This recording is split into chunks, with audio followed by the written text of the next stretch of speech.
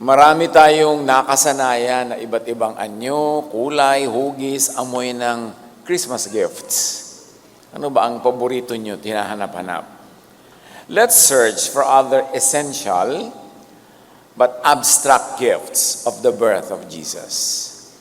Huwag tayong magpalimit sa mga material and well-defined meaning and forms of gifts dahil maraming abstract.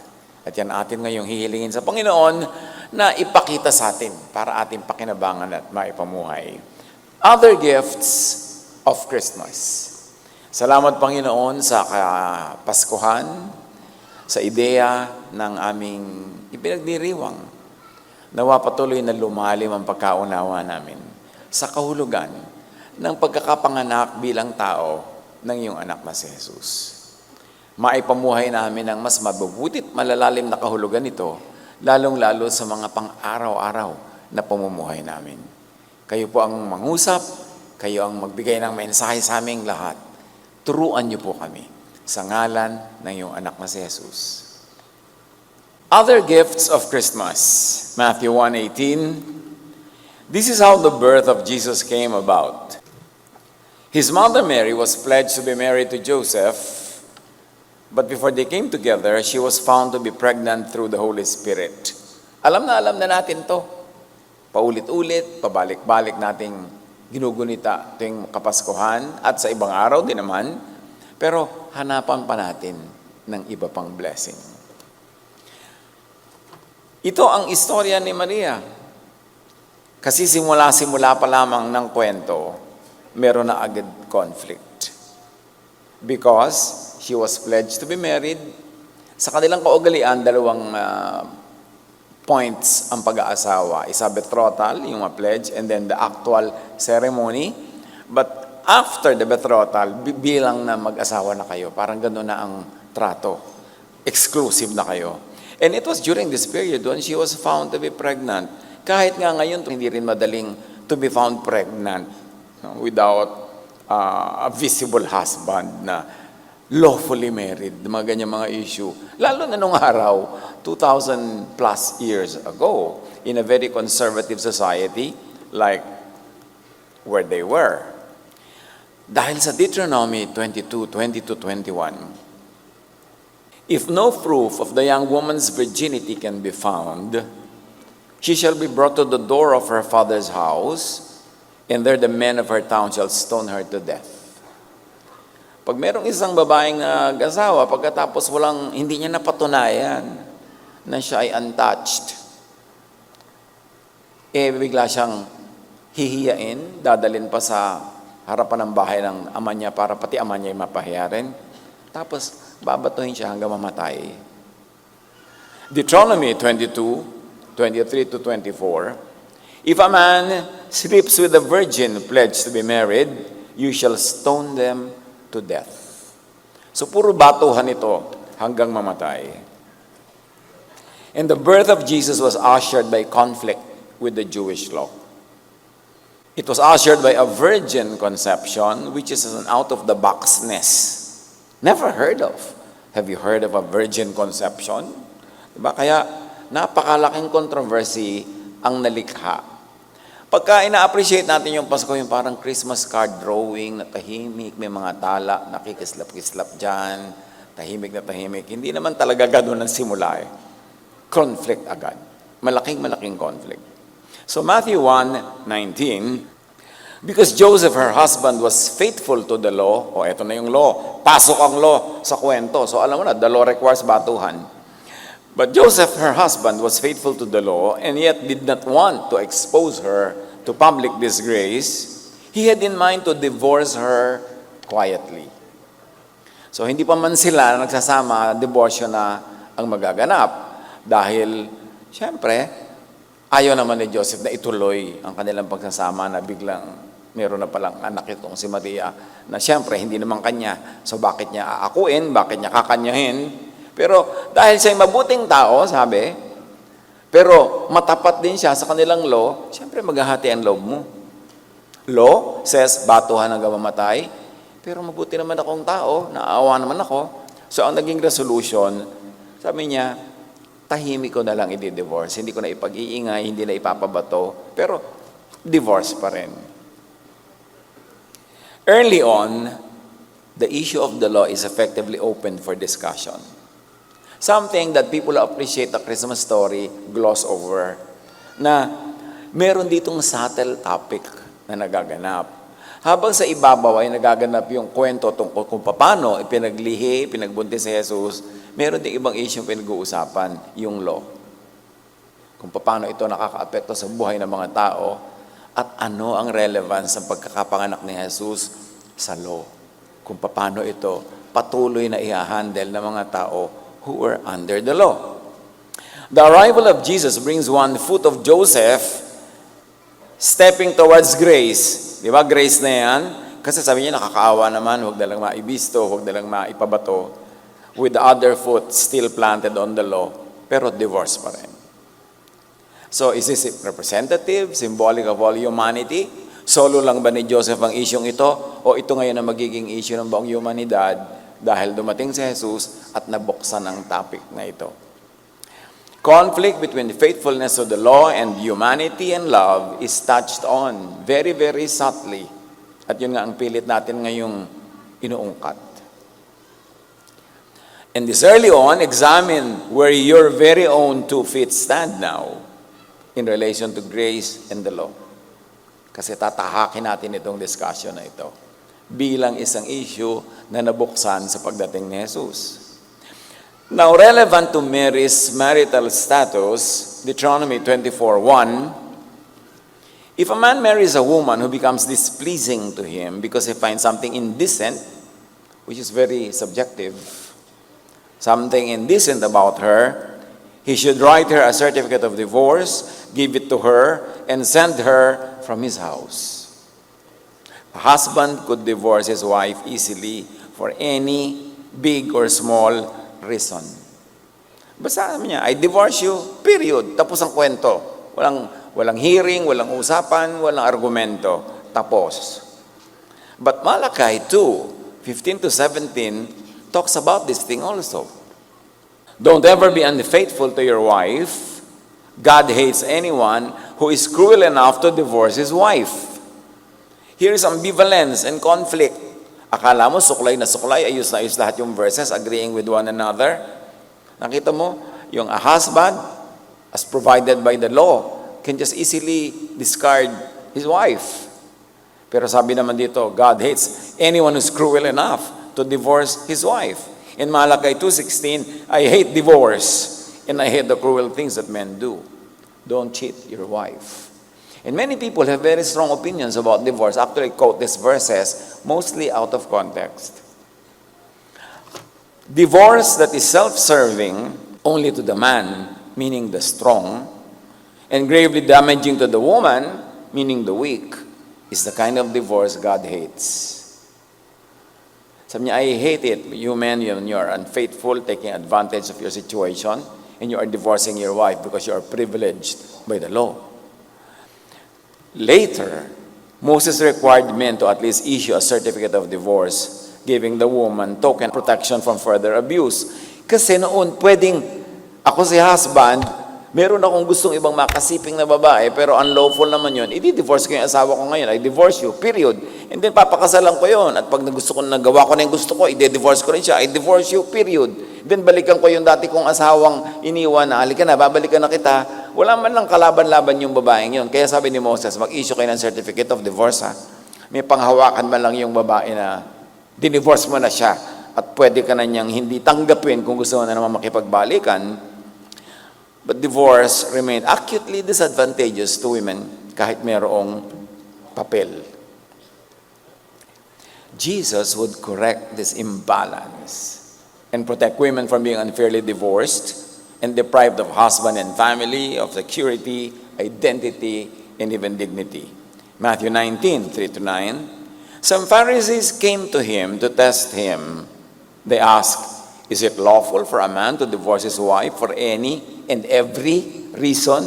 Kasi yun talaga gaganap, for any and every. Yung amoy balakuba ka, divorce. Ayoko na amoy ng paa mo, divorce. From small to big reasons. Kaya sabi na, tinetest ang Pharisees si Jesus. Pwede ba talaga? Anong tingin mo? Kahit ano na lang, at lahat na lang ng dahilan, pwede? Because that was the practice. It was a test. If Jesus said, yes, pwedeng i-divorce ang lalaki according to the law, then he was not that loving. But if he said, no, huwag i-divorce, then he was unlawful because the law allows it. Lose eh. Wala kang win pagka hindi ka marunong sumagot. Matthew 19:3-9, sa pagpapatuloy, sabi ni Jesus, haven't you read? He replied, a man will be united to his wife, and the two will become one flesh. So they are no longer two, but one flesh. Therefore, what God has joined together, let no one separate. In other words, sinasabi ni Jesus, no to divorce that is self-serving to the man, to the strong. No to divorce that is disastrous to the woman or to the weak. Na-qualify. Why then, sabi ng mga nagtetest sa kanya, did Moses command that a man give his wife a certificate of divorce and send her away? Hindi ba pagpayag din yun? Basta bigyan lang ng certificate of divorce? Jesus replied, Moses permitted you to divorce your wives because your hearts were hard. But it was not this way from the beginning. I tell you that anyone who divorces his wife, and may I add in a parenthesis, for selfish reasons, except for sexual immorality, which breaks the one fleshness, and marries another woman, meaning divorce for remarriage lang pala ang gusto mo, commits adultery. Pagka nakipag-divorce ka para lamang makapagpakasal ka uli sa iba, magiging adulterous ka. Hindi yan katanggap-tanggap. May katanggap-tanggap na dahilan ng divorce, and that is unfaithfulness. Kasi na-break yung one fleshness. But anything less than that, hindi ganun ka-instantly available dapat ang divorce. In this study, we identify and define the gifts of Christmas as the eventual works and teachings of Jesus. Dahil ano naman ang kinalaman ng Belen sa divorce? Anong kinalaman ng Pasko sa divorce? Actually, yun ang underlying current ng storya. Jesus was born for people to reassess their relationship with the law. Jesus was born to set people free from all the needless shackles of the law. And one of the gifts of Christmas is protection of women in particular and the weak in general. If you like to read the subcontext and the subtext of the story. Innocent Mary could have been another victim or casualty of a man's privilege. But that was not going to happen because the issue is brought to the fore. It is brought out in the open. The grave disempowerment of women is brought into public consciousness, scrutiny, and correction by Jesus. Not to mention the issue of automatic jump to conclusions. Ano yung automatic? Nagdadalang tao, hindi naman siya yung ama, therefore makasalanan, therefore adulterous, therefore nakipag-niig sa iba, therefore dapat diborsyohin. Alam na alam naman nating mali yung premise. But it was unprecedented. It was understandable that a man like Joseph would think that way, but it was not always acceptable, and now the story tells us na magdahan-dahan sa pag-judge. Another subtext of the story. Jesus gifts the weak, the marginalized, with empowerment, with Jesusness. Give this gift of empowerment to the weak. Yan ang magandang Christmas gift. Halimbawa, sa inyong pamilya, sa inyong social circle, sa inyong workplace, sino yung mga weak? Walang kalaban-laban, walang kalakas-lakas, walang pwedeng panghawakan, kapitan, ipagmalaki. Sila ang bigyan ng lakas, bigyan ng tinig, bigyan ng halaga, bigyan ng anino. Yun ang Pasko. Maraming kahulugan yung Pasko. At maraming ibig sabihin ang regalo nito. Consider Jesusness when you form a Bible-based opinion on social issues, like divorce. Huwag kang kuha na lang ng kuha na verse kahit saan, tapos isasalpak mo doon sa harapan. Ito yung sabi ng verse. May context lahat dyan Kailangan unawain mo kung paano sinabi, paano ginamit, at igalang mo yung context noon. Do not just randomly pick ancient verses and mechanically apply them out of context to today's life-defining issues. May mga totoong buhay na nakataya. May mga totoong kaligayahan at kalungkutan, totoong kahirapan at ginhawa, totoong saya at lungkot na nakataya sa bawat issue ng buhay. So magdahan-dahan sa pag-pick up ng mga verses at pag-a-apply nito. Dahil maaaring out of context ang iyong application, pagkatapos may mga mapahamak, may mga lumungkot, mayroong mga mabigo sa buhay.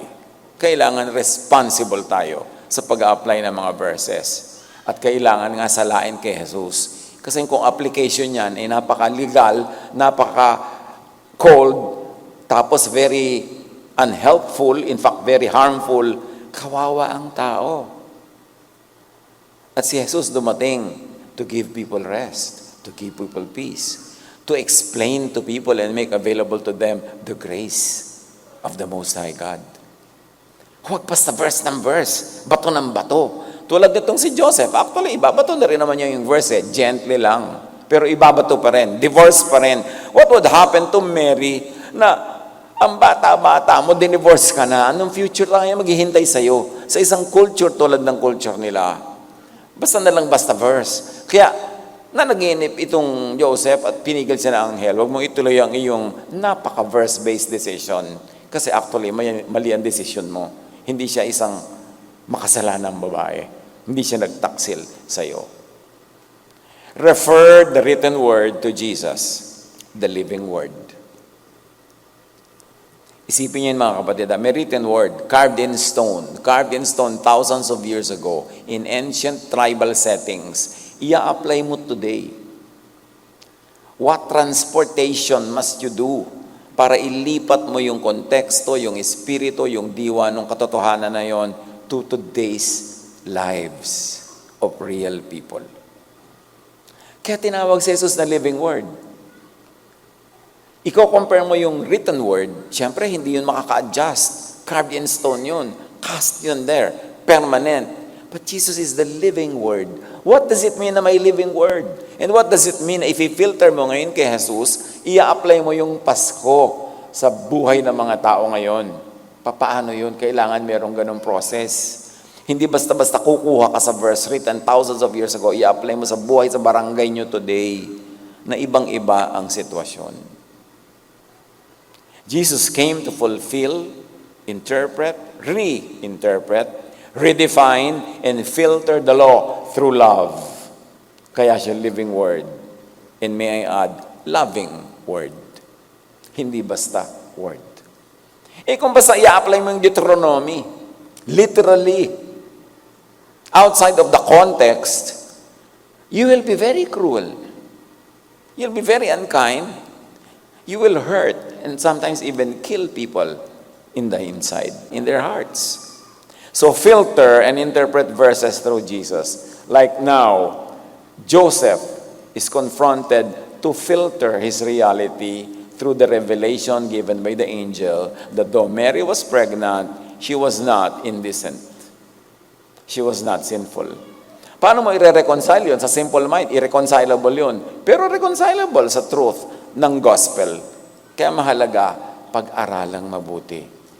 Magdahan-dahan. Matthew 1:20, but after he had considered this, an angel of the Lord appeared to him in a dream and said, Joseph, son of David, do not be afraid to take Mary home as your wife, because what is conceived in her is from the Holy Spirit. So God, through an angel, gets Joseph out of the box of the normal. Kasi normally, makasalanan yan, batuhin na lang or i-divorce. But God gets Joseph out of the box of the law of tradition. You see? Inilabas siya sa nire-require ng law, sa nire-require ng tradition, and still remain godly. In fact, became even more godly. Hindi lahat ng paglabas doon sa letters of the law paglabas sa pagiging makadiyos. Masalimuot ang pag-apply ng ganitong mga ideya. Lalo't may mga nakatayang buhay. May mga nakatayang kapakanan at kaligayahan ng tao. God, through an angel, opens to Joseph a heretofore unimagined door, an exit from his pagdadalawang loob, an entry into a higher plane of consciousness and spirituality, which leads us to the next gift, extra scriptural revelation. Mga pagtuturo, pagpapaliwanag na labas sa written scripture, extra. Kasi galing directly from the Holy Spirit.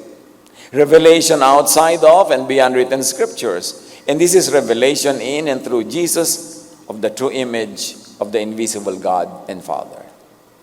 The people of old had been confined to their traditional concept of God, of the Father. Here comes Jesus, who gives a full revelation of the true image of God outside of their expectations, outside of their traditions, and beyond their written scriptures. Kasi kung ang ibibigay ni Jesus na pagpapaliwanag, pagpapakita sa Ama, kumpleto na sa ipinakita ng kanilang tradisyon, ba't pa kailangang ipakita ni Jesus? Kamukha lang pala. So, lampas at higit sa dati na nilang alam, ang ngayon ipapaalam ni Jesus. That is extra scriptural. Outside of and beyond their already written scriptures carved in stone. John 1:18, no one has ever seen God, but the one and only Son, who is himself God and is in closest relationship with the Father, has made him known. So nun pa lang, kay Jesus pa lang, naipakilala ng buo at ganap ang Ama. So ibig sabihin, dati yung alam nila kulang. So kailangan lampasan yon ng mga bagong pagpapakilala at katuruan na si Jesus mismo ang may dala. No one before or aside from Jesus has ever seen God. Can you imagine what that means? Akala nila, kilala na nila, akala nila, alam na nila, pero sabi, no one before has seen. Therefore, no one before can make the true Father seen by others because no one has seen the Father except Jesus. And now Jesus comes with an indispensable gift of revelation about the Father. Jesus revealed to the world a never before written or articulated picture of God. Yan ang gift ng Pasko. Akala ng mga tao, alam na nila ang lahat ng dapat malaman tungkol sa Ama. Pero dumating si Jesus para ipaalam ang hindi pa alam at hindi pa nalaman kahit kailan except through His revelation. John 14:8-9, Philip said, Lord, show us the Father. That is all we need. Imagine, despite their scriptures, traditions, and religiosity, there was still an answered need to see and to know God. Sa kabila ng kanilang non-stop 24/7 religion, religious life, practices, traditions, sabi ni Philip, ipakita mo lang sa amin, ipakilala mo ang Ama, yan lang ang kailangan namin. So hindi pa pala nila nakikita at nakikilala, kaya yung pa rin ang hinihingi nila. In spite of all their religiosity, there was a longing deep in their heart that stayed unmet, unsatisfied. And Jesus replied, if you have seen me, you have seen the Father. Ang lahat ng dapat mong malaman tungkol sa Ama, malalaman mo at nalalaman mo sa akin. Ako lang ang kilalanin mo, makikilala mo ang Ama. Kaya hindi mahirap makilala ang tunay na Ama ng Panginoong Yesus, God Most High. Tingnan mo si Jesus. Pakinggan mo yung turo niya. Tingnan mo yung body language niya. At yun ang kailangan at dapat malaman tungkol sa kataas-taasang Diyos. The teachings and acts of Jesus define, redefine, clarify the true essence and character of God. So it means it needed redefinition, reclarification, para lalong maging malinaw sa mga tao. Colossians 2:9, for in Christ all the fullness of the deity lives in bodily form. Kung magiging tao, yung unseen God, the Father, yung si Jesus yun. At yun ay sapat na para sa ating pangangailangang makaalam. Gifts of Christmas, revelation of God's grace and truth. Actually, yan ang pinakamahalagang gift. Ang na-reveal sa atin ay Diyos na hindi magagalitin, mapagparusa, mapaghiganti. Ang in-reveal ni Jesus ay Diyos amang mabuti, mabait, mapagtanggap, mapagpatawad, God who restores, God who accepts us as His children and welcomes us into eternity. This is the gift of Christmas. Because before Jesus was born and before He taught about this, iba ang pagkakaalam ng mga tao tungkol sa Diyos. Laging galit, laging nagpaparusa, laging namamalo, napakahirap na ma-please, at hindi mo ma-please kahit kailan dahil hindi mo na masusunod ang lahat ng law all the time. So people were living in fear, they were living in a very stressed situation. Kaya Jesus comes and offers peace. Sabi niya, come to me, I'll give you peace. By knowing the Father through what I will make you know about the Father, you will have peace. You will trust in the Father's love and grace, and then you will have rest. Connected yan, interconnected yung mga ideas. John 1, 1-18, we have seen His glory, the glory of the one and only Son, who came from the Father, full of grace and truth. Hindi full of anger, hindi full of hatred, hindi full of pakikipag-away, pakikipagtalo, pagmamagalingan, full of grace and truth. Dapat yun ang na-appreciate natin pag iniisip natin ang Pasko. John testified concerning Him. He cried out saying, out of His fullness, we have all received grace in place of grace already given. For the law was given through Moses. Grace and truth came through Jesus Christ. In contrast, sinabi yung law through Moses and then grace and truth through Jesus. Pinaghahambing para madaling makita ang pagkakaiba. The grace and truth of Jesus reinterprets and surpasses, even replaces, the law of Moses. Ngayon, kung Pasko ka ng Pasko, tapos nando ka pa rin sa law, hindi ka pa rin nakakalaya doon at sa lahat ng mga fear at mga guilt na kakambal ng law, di wala ka rin totoong Pasko. Kasi nga, yung Pasko ang dinala, yung grace, yung forgiveness, yung restoration, yung peace. Galatians 3:24-29. So the law was our guardian until Christ came. So hanggang dumating lang si Jesus yun. That we might be justified by faith when Jesus came.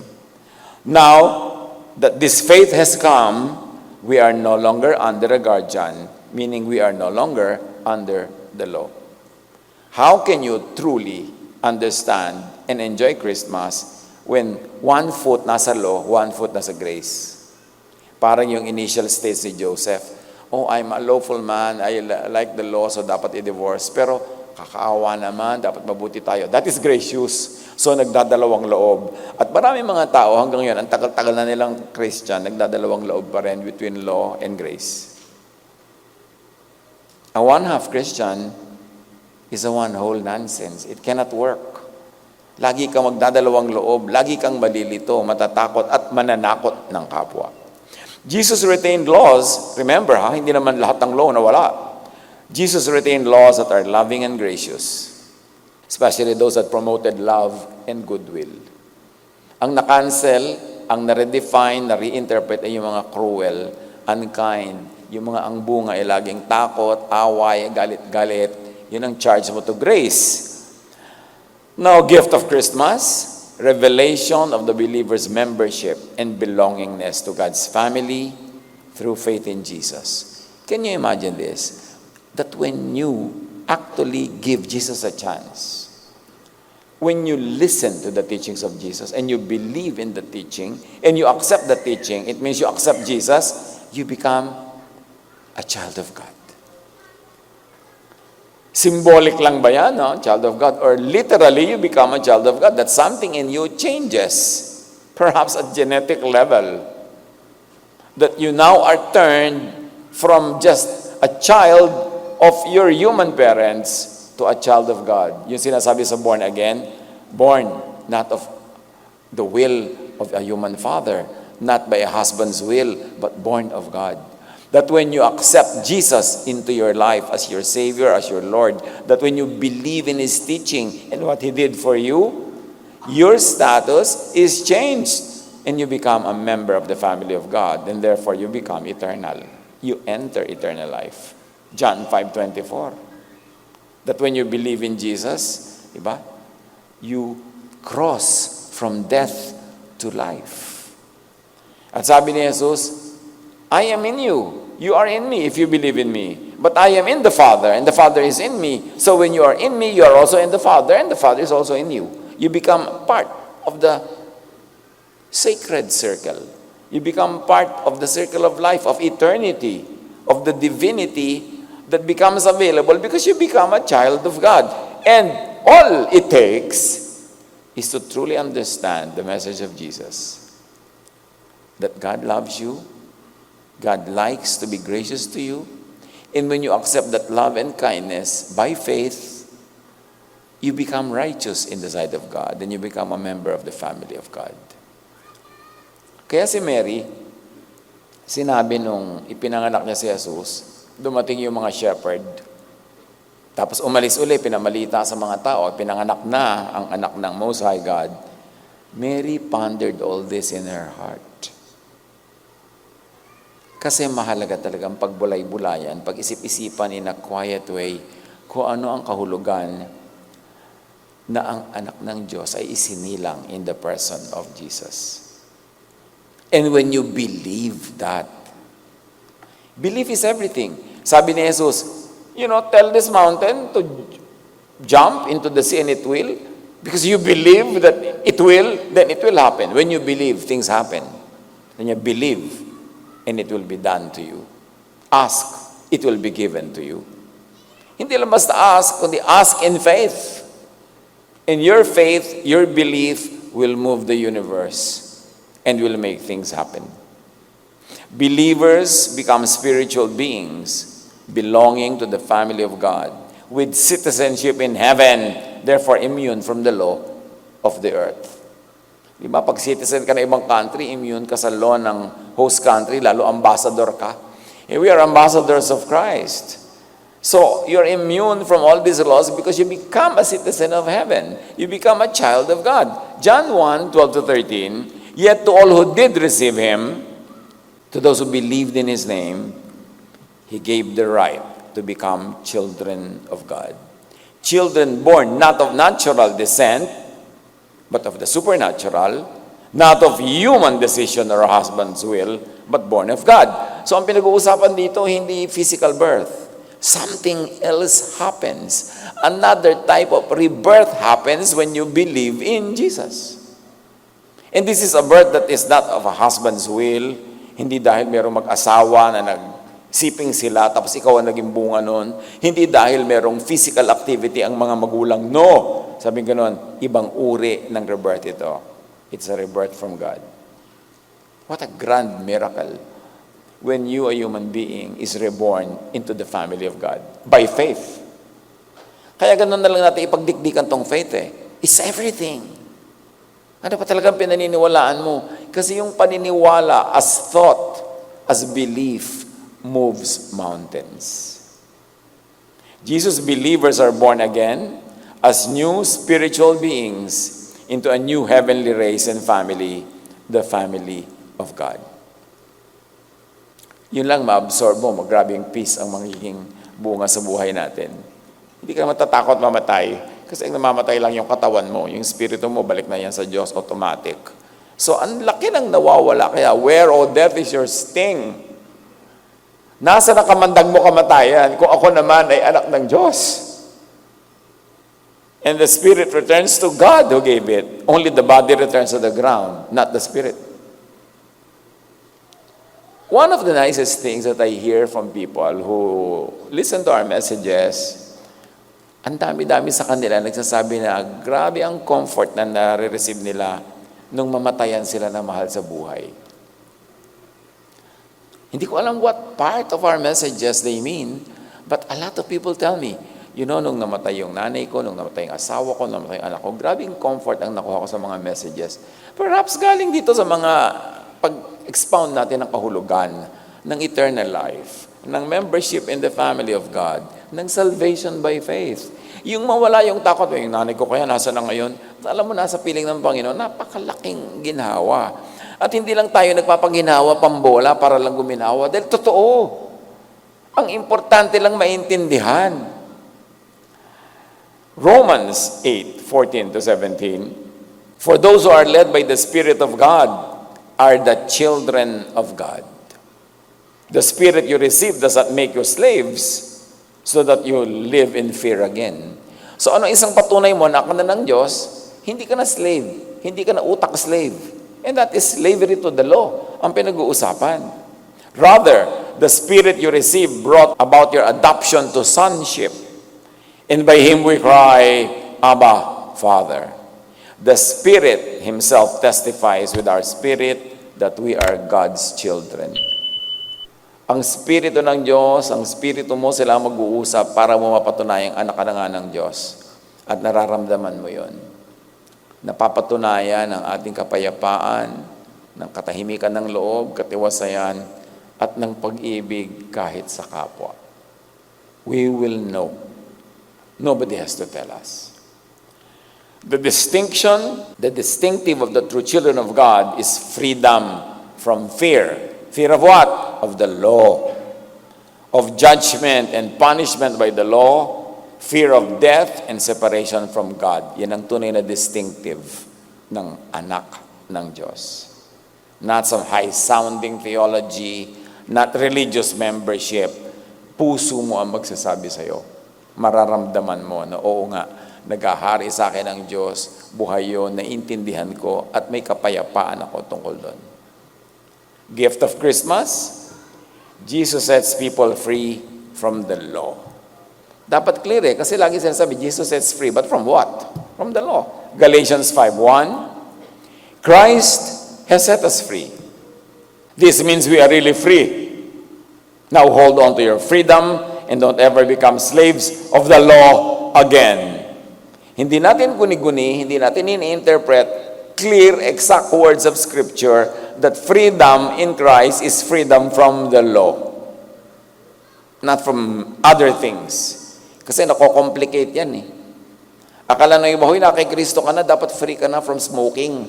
Free ka na from this, free ka na from mga iba-ibang temptation.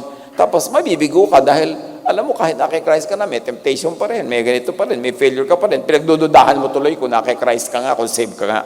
Kasi ang freedom here is from the law, from the punishment of the law, from the cruelty of the law, and from the guilt brought about when you break the law. Hindi sinabing perfect being ka na dahil na kay Christ ka na, hindi ka na matetempt, talagang labo yung enemy, yung may enemy ka dyan, tadying enemy, love you. Samantalang, hindi naman yun ang gusto mo talagang gawin, di ba? Nagtataka ka ngayon, di yata ako anak ng Diyos. Magkakaroon ka na naman ng fear. Kaya unawain mo that freedom is from the law, not from your human nature. Kasi hanggang mamatay ka dyan, nandiyan pa rin yan. Umi-improve lang nga, nababawas-bawasan yung mga pangil, yung mga sungay, pero ando pa rin yun. Kung aaminin mo yung totoo, alam mo yun. Pero pag in-expect mo na ang freedom na yun, nagiging holy ka talaga, lahat, walang kasalanan, walang bahid ng kung ano-ano man, nagigilty ka tuloy. Dahil on the ground, alam mong, nabe-break mo pa rin. Kaya dapat unawain. Na grace, hindi performance mo, kaya ka considered righteous. John 8:34-36, so if the Son sets you free, you will be free indeed. Jesus gives freedom from the law that makes people sinful and brings and causes spiritual death. Ephesians 2:14-15. Christ gave His own body to destroy the law of Moses with all its rules and commands. Again, this needs no interpretation. Exact words of verses ito. Christ came to destroy the law so that you will be freed from the law. Romans 4:15, and where there is no law, there is no transgression, according to the New International Version. Now, the NCV says, but if there is no law, then there is nothing to disobey. Ponder what those words really mean.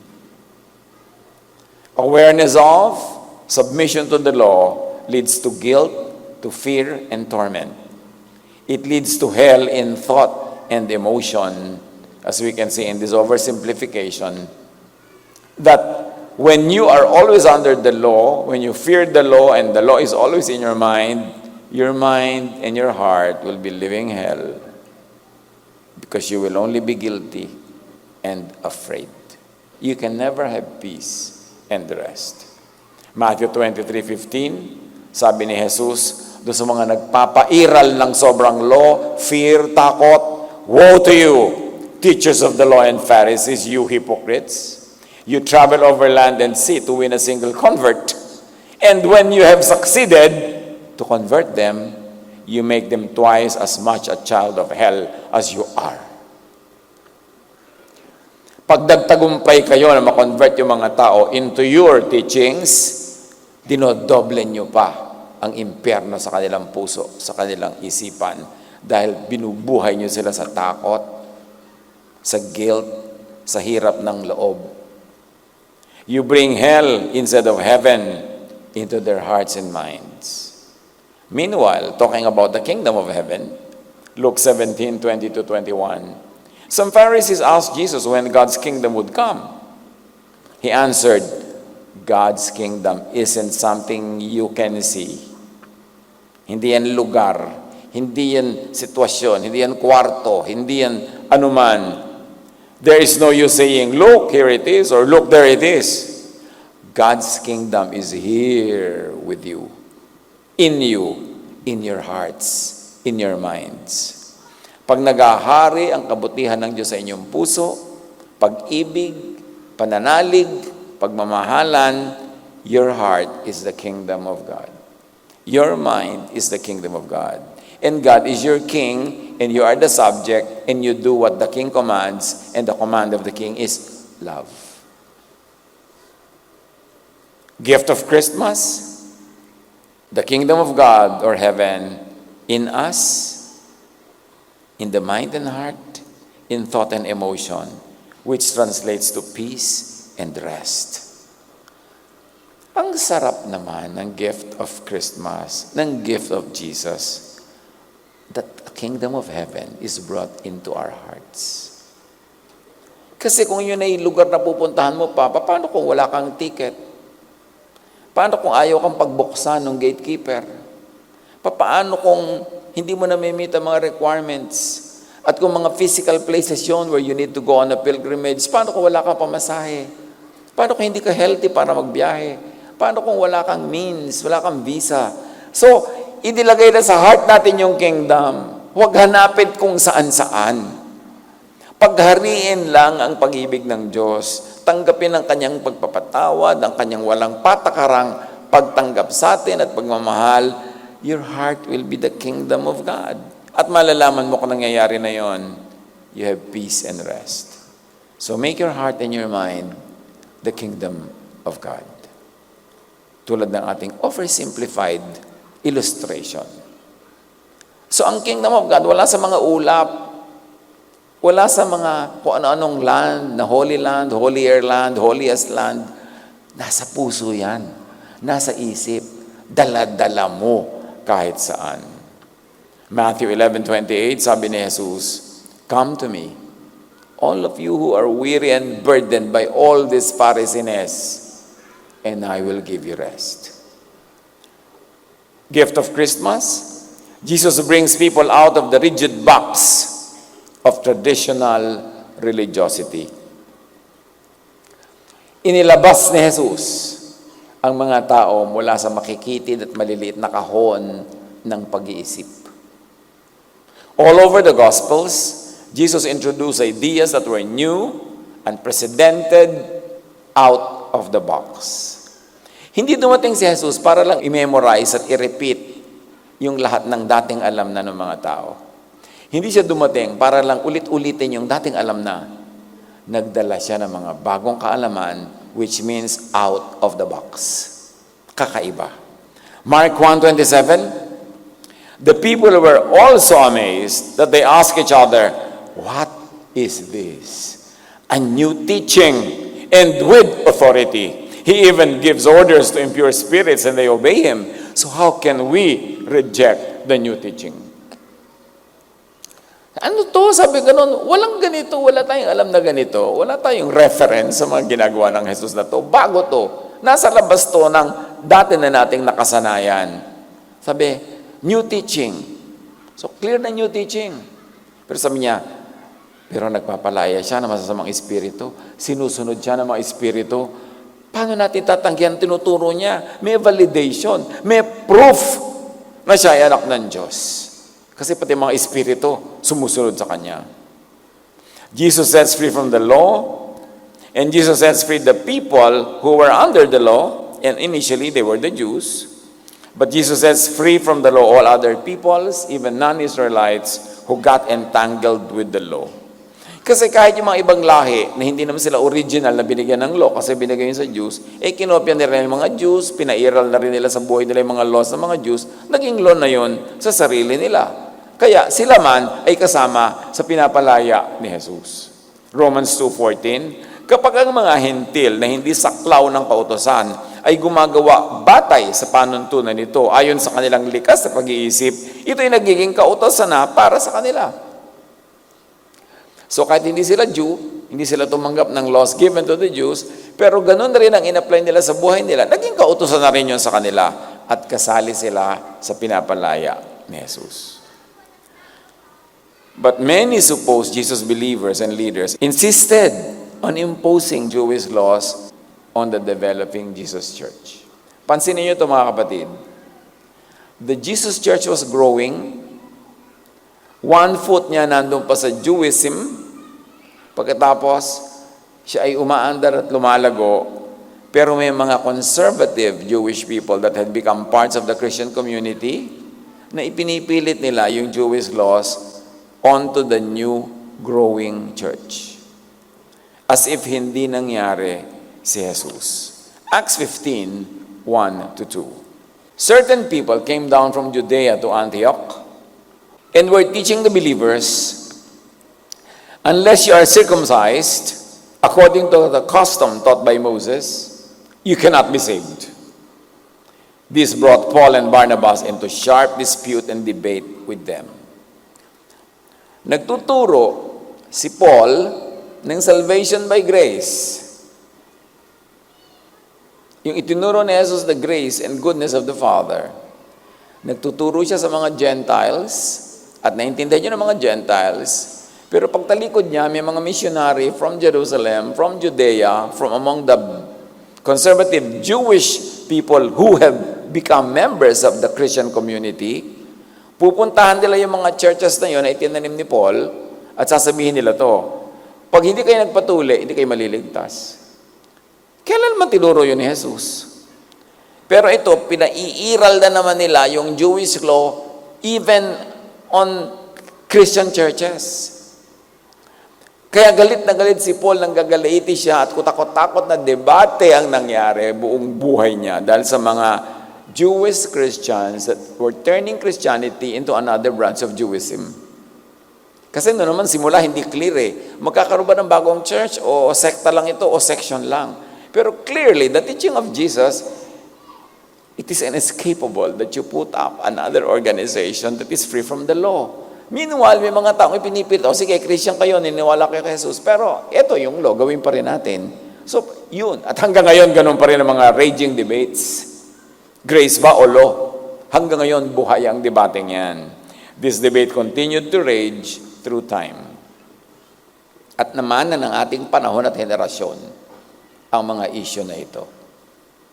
Acts 15:5, then some of the believers who belonged to the party of the Pharisees stood up and said, the Gentiles must be circumcised and required to keep the law of Moses. So hindi na lang yung circumcision, all the other laws pa.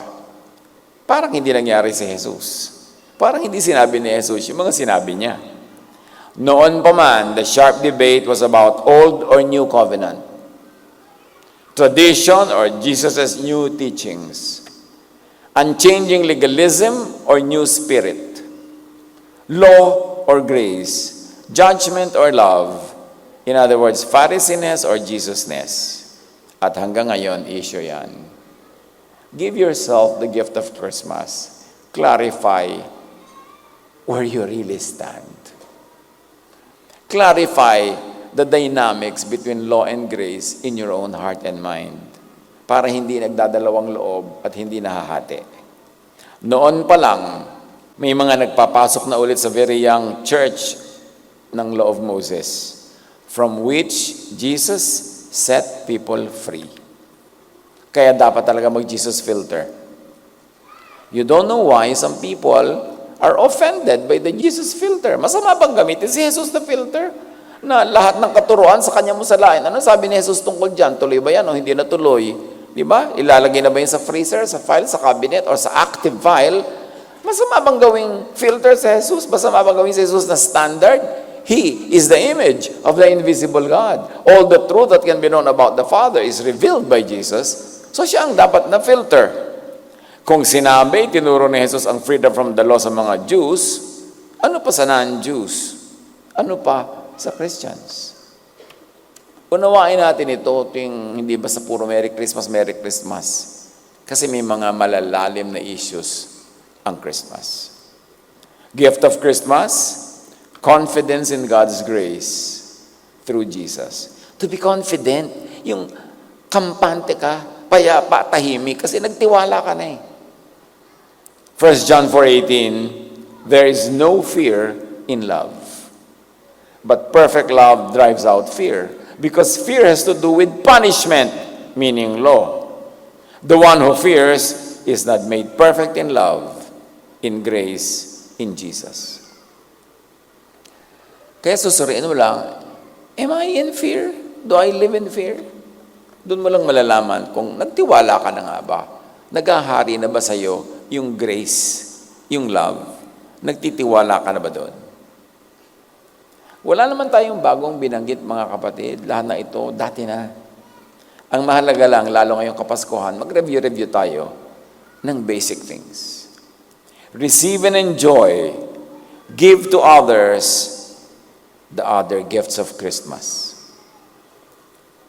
Level up from the law to God's grace. We will be much kinder to others and to ourselves if we did that. We will be much more peaceful, loving, like Jesus. Gift of Christmas, the taking away of fear. Napakalaking kayamanan, mga kapatid, na matanggalan ka ng takot. Napakahirap yung takot pag nagahari sa puso. To Mary and Joseph, ang sabi ng angel, do not fear. At paulit-ulit yung theme ng do not fear, lalo kay Jesus. To all who believe in Jesus, do not fear the unfamiliar and the new. Huwag kang allergic sa new. Jesus was all about newness. New wine skin, new spirit, new covenant, puro new. Huwag kayong matakot sa new, huwag kayong magkandara pa sa paghawak kapit tuko sa old. Dumating nga yung new eh. Do not fear the kingdom of God. Do not fear the teaching of Jesus and Jesusness. And never fear the new teaching, which is love. Marami kasi sa love pa takot, sa love pa allergic. Ang gusto hatred, ang gusto anger. Ayaw ng grace, ang gusto judgment. Bakit ka kukuha ng batong ipupukpok sa ulo mo? Eh ang linaw-linaw na itinuturo na ni Jesus. Pasko ng Pasko every year, dumami na. Pero, in fear pa rin. Kaya dapat magbulay-bulay. Mary was pledged to be married to Joseph. But before they came together, she was found to be pregnant through the Holy Spirit.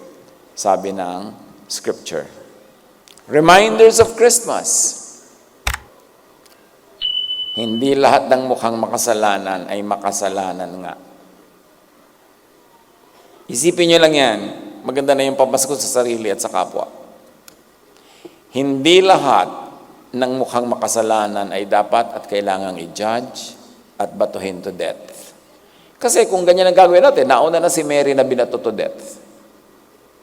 At maraming tulad niya, napagkakamalang makasalanan, napagkakamaling nagkulang, pero hindi. Hindi lahat ng hindi maunawa ay mali. A wise man once said, It is exceedingly foolish for a man to think that what he does not understand is wrong, or what he does not see does not exist. Lumabas tayo sa kakitiran at kababawan because there's a wide world out there na binuksan ni Jesus. Sa istorya pa lamang at detalye ng pagkakapanganak sa Kanya, ang dami ng kahong nabuksan. Hindi lahat ng mukhang mali sa tingin mo ay mali na nga. Hindi lahat ng mukhang tama at nagtatama-tamaan ay tama na nga. Dapat manuri. Lesson sa Christmas na kauna-unahan sa buhay ni Mary and Joseph, magdahan-dahan in jumping to conclusions. Magdahan-dahan in judging others. And listen to the Holy Spirit and give people you judge and have judged this gift of Christmas, this gift of Jesus, a second look. I'd like to challenge you, mga kapatid. Siguro sa inyong circle of family, magulang nyo, anak, kapatid, in-laws, mga kaibigan, katrabaho, meron na kayong na-judge. At carved in stone na yung judgment na yon. Talagang yun na, hindi na matitibag, hindi na mauusod, hindi na matitinag. Give yourself and these people a gift of Christmas. Give them a second look. Nung araw na dinjudge natin sila, maring limitado pa yung utak natin, pero malaki na yung naging growth since then. Give them a review of the case and your judgment. And it's not too late na magpatawad sa kanila o humingi ng tawad sa ating sariling kapangahasan na mag-judge agad nung mangmang pa tayo. Review. You might even renew friendships and relationships. Review. And give forgiveness kung kailangan. Or give at least toleration. Colossians 3:13, be tolerant with one another and forgive one another whenever any one of you has a complaint against someone else. Give the gift of forgiveness, of toleration if that is needed, and give the gift of acceptance. Lalo sa in-laws. Baka naman may manugang kayo, 3 na yung apo niya sa kanya, hanggang hindi niyo pa nadatanggap. Kakamatayan niyo na yan. Pinakasalan ng anak niyo, inanakan, tanggapin niyo na. Ipamasko niyo na, at least kahit sa sarili niyong budhi. Para kayo matahimik. O ang sarili mong biyanan, hindi mo matanggap. Mapapalitan mo ba yan? Huwag kang mag-Merry Christmas ng Merry Christmas. Tanggapin mo yung biyanan mo, mahalin mo, magsipsip ka sa kanya, baka mamana mo ba ang golden orinola. Aba, marami napapala ang sipsip sa biyanan, ha? So, please naman, tigilan na natin yung mechanical Christmas card, Merry Christmas. Dibdibin natin ang kahulugan. Romans 14:1, welcome all the Lord's followers, even those whose faith is weak. Don't criticize them for having beliefs that are different from yours. So, itolerate mo kahit mga ibang relihiyoso dyan na iba ang doktrina. Sinasabi niyan mismo ng Scripture. Give people with love and understanding. That way, you and the rest of the world can have a Merry Christmas. Maligayang Pasko, mga kapatid.